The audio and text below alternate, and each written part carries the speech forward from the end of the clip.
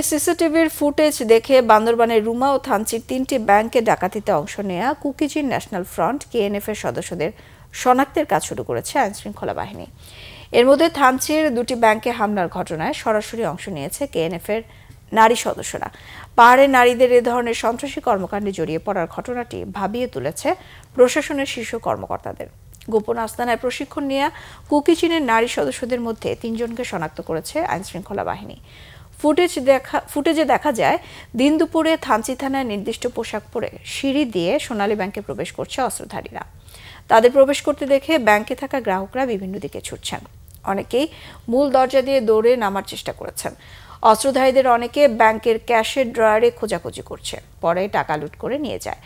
গত 2 April KNF রুমার সোনালী ব্যাংকে হামলা চালিয়ে ব্যাংক ম্যানেজারকে অপহরণ করে এবং পুলিশ ও আনসার সদস্যদের 14টি অস্ত্র লুট করে নিয়ে যায়। রুমা শাখার ম্যানেজার নিজামুদ্দিনকে অপহরণের 46 ঘন্টা পর তাকে উদ্ধার করে র্যাব।